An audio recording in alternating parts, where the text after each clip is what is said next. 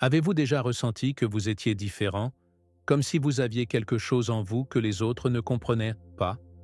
Peut-être que vous attirez sans raison l'admiration des uns et la jalousie des autres. Ou peut-être que vous avez déjà vécu des situations étranges où vous saviez qu'un événement allait arriver avant qu'il ne se produise. Si c'est le cas, ce n'est pas un hasard.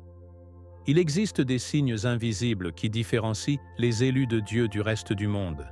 Jésus-Christ a dit « Vous ne m'avez pas choisi, mais c'est moi qui vous ai choisi. » Jean 15, 16. Et si vous faisiez partie de ces âmes sélectionnées pour une mission divine? Aujourd'hui, nous allons révéler les 7 marques spirituelles qui distinguent les vrais élus de Dieu. Mais attention, la 7e marque est la plus puissante et pourrait confirmer une vérité sur vous que vous n'avez jamais osé imaginer. Restez jusqu'à la fin, car ce que vous allez découvrir pourrait bien changer votre vision de votre propre vie. Si vous croyez que Dieu guide votre destinée, alors préparez-vous. Chaque détail que nous allons voir aujourd'hui pourrait être une clé pour comprendre pourquoi vous avez toujours ressenti ce que vous ressentez. Et dites-moi dans les commentaires, avez-vous déjà vécu des expériences étranges qui vous ont fait penser que vous étiez différent? Avant de commencer, prenez un instant pour vous abonner et activer la cloche, car ces révélations sont trop importantes pour être manquées. Vous êtes prêts? Alors plongeons ensemble dans ces 7 signes puissants des véritables élus de Dieu. Lorsqu'une personne est choisie par Dieu, elle porte en elle une lumière divine qui ne peut être cachée. Cette lumière révèle ce qui est caché et expose les ténèbres là où elle passe. C'est pourquoi les personnes toxiques ressentent un profond malaise en présence des élus. Jésus-Christ a dit « Vous êtes la lumière du monde » Matthieu 5, 14. Et cette lumière, lorsqu'elle brille, met à nu l'hypocrisie, l'envie et la méchanceté. Il n'est donc pas surprenant que l'élu de Dieu soit parfois la cible de critiques, de rejets ou même d'attaques sans raison apparente. Mais loin d'être une malédiction, c'est en réalité un signe que la foi qu'il porte dérange ceux qui vivent dans le mensonge. Si vous avez déjà ressenti ce rejet inexplicable, sachez que vous n'êtes pas seul. Les personnages bibliques les plus puissants ont vécu la même chose. Joseph, par exemple, fut haï par ses propres frères parce que Dieu lui avait donné des visions. Genèse 37, 5, 8. Jésus lui-même, bien qu'étant le Messie, fut rejeté par les siens. Jean 1, 11. Ce rejet n'est pas un hasard, mais une marque invisible prouvant que vous marchez sur le bon chemin. Ce n'est pas votre faute si votre simple présence dérange. C'est que la lumière de Dieu en vous est trop forte pour ceux qui préfèrent les ténèbres.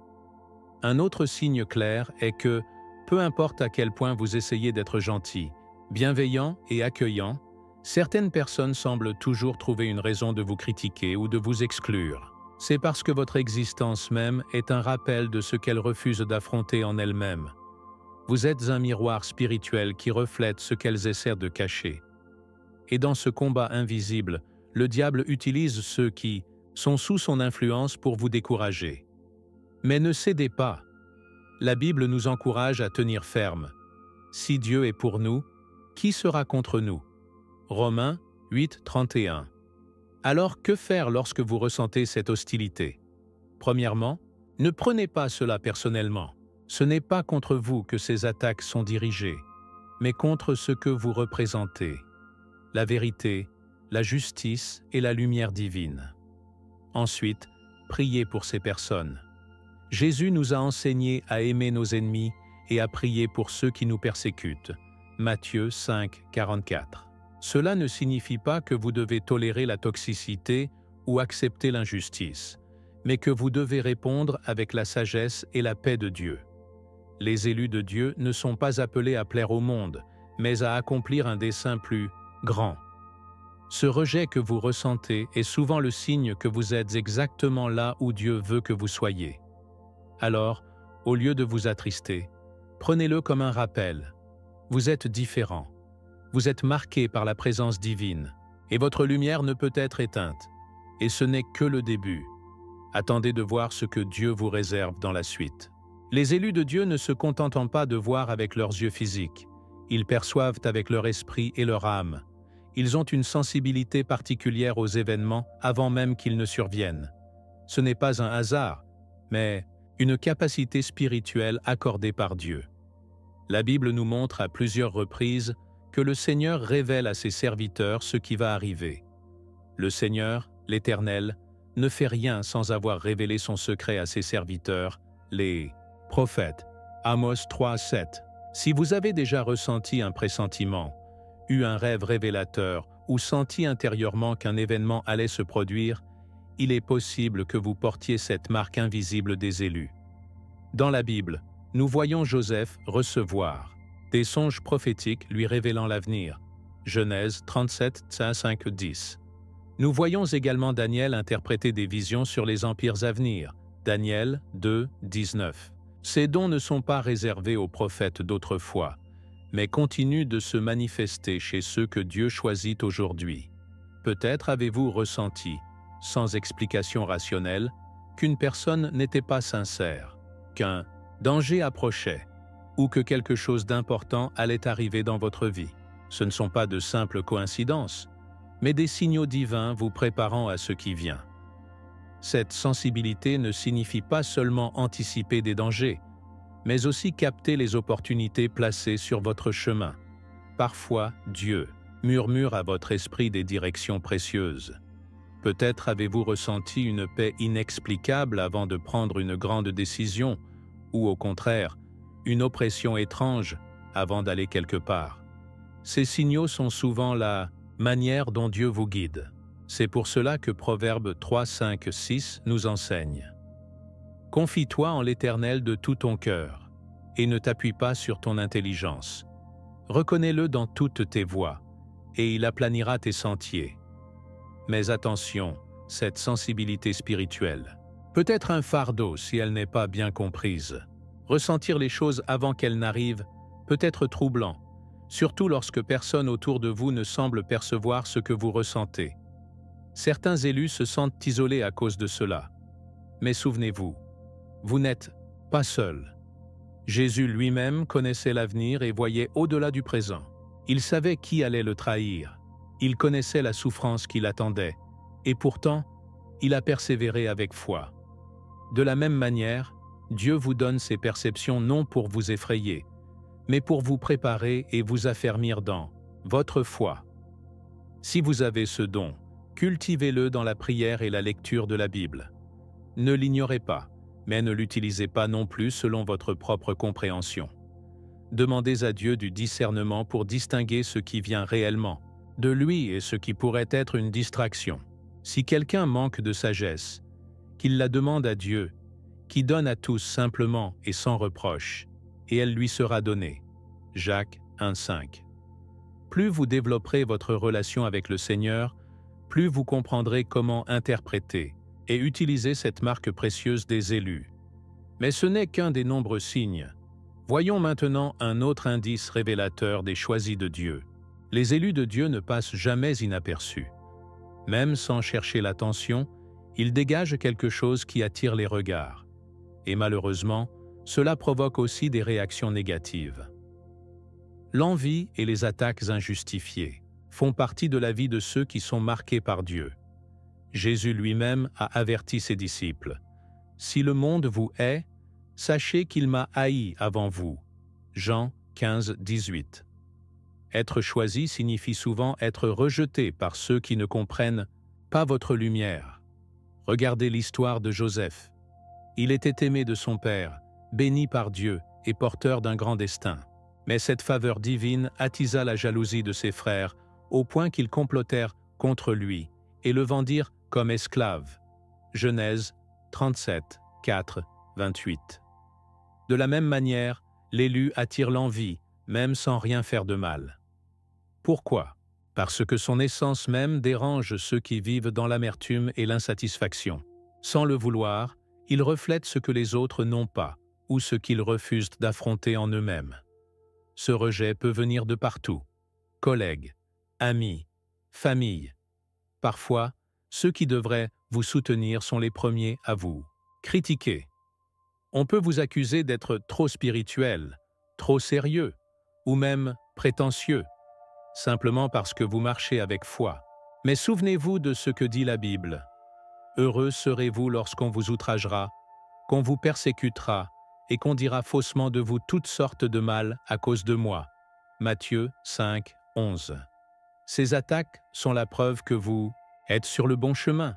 Alors, comment réagir face à ces épreuves? Premièrement, ne laissez pas ces critiques voler votre paix. Ne gaspillez pas votre énergie à essayer de plaire à tout le monde, car c'est impossible. Même Jésus, parfait en tout point, a été rejeté par son propre peuple. Ensuite, priez pour ceux qui vous attaquent. C'est difficile, mais c'est une arme puissante. Jésus a prié pour ses bourreaux sur la croix, Luc 23, 34, nous donnant un exemple de force spirituelle. La prière transforme les cœurs et vous protège du ressentiment. Enfin, rappelez-vous que ces épreuves sont une confirmation. Si vous êtes attaqué pour votre foi, c'est que vous êtes sur la bonne voie. L'ennemi ne s'acharne pas sur ceux qui lui appartiennent déjà, mais sur ceux qui marchent avec Dieu. Ayez confiance, j'ai vaincu le monde. Jean 16, 33. Alors, tenez ferme et continuez d'avancer, car Dieu prépare quelque chose de grand pour ceux qui endurent avec persévérance. Mais ce n'est pas la seule épreuve des élus. Approfondissons encore plus ce mystère dans la suite. Dès leur plus jeune âge, les élus de Dieu ressentent une différence inexplicable. Ils ne se reconnaissent pas dans les comportements du monde, ne trouvent pas leur place dans les foules et ont toujours ce sentiment de ne pas être d'ici. Ce n'est pas un hasard, c'est une marque spirituelle. Jésus lui-même a dit « Ils ne sont pas du monde, comme moi je ne suis pas du monde ». Jean 17, 16. Ce sentiment d'être étranger à tout ce qui est superficiel et éphémère est le signe que votre âme aspire à quelque chose de plus grand. La présence de Dieu. Dans la Bible, Abraham est un parfait exemple de cet appel à un ailleurs. Dieu lui a dit de quitter son pays et sa famille pour une terre inconnue. Genèse 12, 1. Il devait marcher par la foi, sans savoir exactement où il allait, car son vrai héritage n'était pas terrestre mais céleste. De la même manière, l'élu ressent ce tiraillement constant. Il peut être entouré de gens et pourtant se sentir seul. Il cherche un but plus profond, une vérité qui va au-delà de ce que le monde offre. C'est une invitation divine à regarder plus haut, vers le royaume de Dieu. Cela peut être difficile à vivre, surtout lorsqu'on ne comprend pas pourquoi on ne se sent jamais chez soi. Vous avez peut-être essayé de vous adapter, de suivre les tendances, de faire comme tout le monde, mais au fond, rien ne vous satisfait pleinement. C'est parce que Dieu vous appelle à autre chose. Nous sommes citoyens des cieux. Philippiens 3, 20. Cette sensation d'être différent n'est pas un fardeau, mais une bénédiction. Elle vous pousse à chercher le vrai chemin, celui que Dieu a tracé pour vous. Mais attention, cette solitude spirituelle ne signifie pas que vous devez vivre isolé. Au contraire, Dieu place sur votre route d'autres élus, des frères et sœurs de foi qui partagent cette même quête. Trouver une communauté qui nourrit votre âme est essentiel. Jésus a rassemblé ses disciples non pas pour qu'ils restent seuls, mais pour qu'ils s'édifient mutuellement. La Bible dit « Ne négligeons pas notre assemblée, comme c'est la coutume de quelques-uns, mais exhortons-nous réciproquement. » Hébreux 10, 25. Entourez-vous de ceux qui partagent votre soif de vérité, et vous comprendrez que vous n'êtes pas seul. Si vous ressentez cet appel à quelque chose de plus grand, ne l'ignorez pas. Dieu a placé ce désir en vous pour vous guider vers votre véritable destinée. Ce monde n'est qu'un passage, et ce sentiment d'être étranger ici-bas est la preuve que votre âme aspire à sa véritable demeure. Jésus a promis « Dans la maison de mon Père, il y a plusieurs demeures. » Jean 14, 2. Vous n'êtes pas perdu. Vous êtes simplement en route vers le lieu que Dieu a préparé pour vous. Et cette route vous réserve encore d'autres révélations. Voyons ensemble. Une autre marque puissante des élus. Il y a quelque chose chez les élus qui attire instinctivement la pureté. Les bébés, qui ne savent ni parler ni raisonner comme les adultes, réagissent spontanément à leur présence avec joie et sérénité. Les animaux, qui perçoivent ce que les humains ignorent souvent, s'approchent d'eux avec confiance.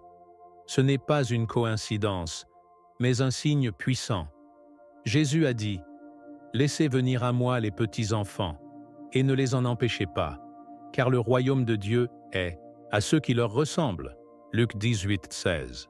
Ce lien profond entre les élus et la pureté des âmes innocentes est une des marques invisibles de ceux qui marchent avec Dieu. Dans la Bible, on voit que les prophètes et les hommes de Dieu étaient de souvent entourés d'animaux d'une manière inhabituelle. Noé a reçu l'ordre divin de rassembler toutes les créatures pour les préserver du déluge. Genèse 6, 19, 20. Daniel, jeté dans la fosse aux lions, a été miraculeusement protégé, les bêtes n'ayant même pas tenté de lui faire du mal. Daniel 6, 22. Ces exemples montrent que les animaux reconnaissent la présence de Dieu en ceux qui lui appartiennent. Si vous avez remarqué que les enfants et les animaux vous aiment sans raison apparente, considérez cela comme une marque spéciale que Dieu a placée sur vous. Pourquoi cela se produit-il? Parce que les élus portent une énergie différente, une paix intérieure qui rassure. Dans un monde rempli de chaos et de tromperies, ces âmes pures ressentent une présence sincère et bienveillante. De nombreux élus racontent que les enfants les regardent avec insistance, leur sourient spontanément ou se calment en leur présence. Les chiens et les chats viennent vers eux sans méfiance, comme s'ils savaient qu'ils ne risquaient rien. Cela peut sembler anodin, mais c'est un rappel que ceux qui sont proches de Dieu émettent quelque chose d'unique, un reflet de sa paix et de son amour. Mais attention, cette connexion ne signifie pas que les élus doivent idéaliser les animaux ou leur donner un statut spirituel qu'ils n'ont pas. Tout dans la création a un ordre établi par Dieu, et l'homme est au sommet. Cependant, il est intéressant de noter que la Bible affirme que la création tout entière soupire en attente de la rédemption. Romains 8, 19, 22. Cela signifie que même les animaux, à leur manière, ressentent l'impact de la présence divine. Un élu ne force pas les autres à l'aimer, mais sa lumière naturelle attire ceux qui ont une sensibilité pure et authentique. Si vous avez déjà expérimenté cela, sachez que c'est un don, une marque discrète mais significative des élus, de Dieu. Ce n'est pas quelque chose que l'on peut forcer ou imiter, c'est simplement une conséquence naturelle d'une âme en communion avec son Créateur. Alors, la prochaine fois qu'un enfant vous regarde avec admiration ou qu'un animal vient spontanément vers vous, souvenez-vous que ce n'est pas un hasard. C'est un signe silencieux que votre présence dégage quelque chose de divin. Mais cette marque n'est qu'un des nombreux indices de votre appel. Voyons maintenant un autre élément essentiel qui distingue les élus. Les élus ne sont jamais laissés seuls dans leur marche spirituelle. Dieu leur envoie des messages, des avertissements et des confirmations à travers des rêves et des signes. Depuis les temps bibliques, le Seigneur a utilisé ces moyens pour guider son peuple. La Bible nous dit « Car Dieu parle tantôt d'une manière, tantôt d'une autre, et l'on n'y prend point garde. Il parle par des songes, par des visions nocturnes. » Job 33, 14, 15. Ce n'est donc pas une imagination ou une simple coïncidence. Si vous avez vécu des rêves puissants ou remarqué des synchronicités étranges, c'est peut-être Dieu qui essaie d'attirer votre attention. Les Écritures regorgent d'exemples où Dieu a communiqué avec ses élus à travers des songes. Joseph, fils de Jacob, a reçu des révélations sur son futur et celui de l'Égypte à travers des rêves. Genèse 37, 5, 10. Daniel, lui, a reçu la compréhension des mystères cachés à travers des visions célestes. Daniel 2, 19. Même Joseph, le père adoptif de Jésus, a été averti par un ange en songe de fuir en Égypte pour protéger l'enfant divin. Matthieu 2, 13. Si vous avez déjà fait des rêves troublants qui semblent contenir un message profond, il est possible que Dieu vous parle et vous prépare à quelque chose. Mais Dieu ne se limite pas aux rêves. Il utilise aussi des signes dans la vie quotidienne. Avez-vous déjà prié pour une réponse et reçu une confirmation inattendue peu après? Un verset biblique qui apparaît au bon moment. Une parole prononcée par quelqu'un sans qu'il sache que c'est exactement ce que vous aviez besoin d'entendre. Une situation qui se répète étrangement. Tout cela peut être des signaux divins. L'Éternel dirige les pas de l'homme et il prend plaisir à sa voie. Psaume 37, 23. Ce que le monde appelle coïncidence, les élus le reconnaissent comme la main de Dieu. Alors, comment discerner si un rêve ou un signe vient réellement de Dieu? D'abord, tout message divin sera toujours en accord avec la Bible. Dieu ne contredit jamais sa propre parole. Ensuite, un rêve de Dieu apporte souvent une clarté et une paix intérieure, même s'il contient un avertissement. Les rêves, confus, troublants ou qui induisent à la peur ne viennent généralement pas de lui. Enfin, priez toujours pour le discernement. La Bible nous encourage à demander la sagesse. Si quelqu'un d'entre vous manque de sagesse, qu'il la demande à Dieu, qui donne à tous généreusement. Jacques 1, 5. Si vous sentez que Dieu vous parle à travers des rêves et des signes, ne les ignorez pas, notez-les, méditez dessus et demandez-lui la révélation. Ce sont des outils puissants qu'il utilise pour guider ceux qui lui appartiennent. Les élus ne marchent jamais seuls. Ils sont toujours accompagnés par la voix du Seigneur, qui leur parle de 1000 manières. Et ce lien spécial avec Dieu a une conséquence encore plus puissante.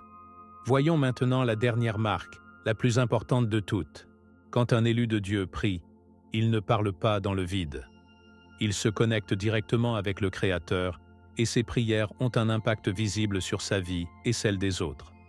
Ce n'est pas une simple répétition de mots, mais une communion puissante avec le divin. Jésus lui-même a affirmé « Tout ce que vous demanderez avec foi par la prière, vous le recevrez. » Matthieu 21, 22.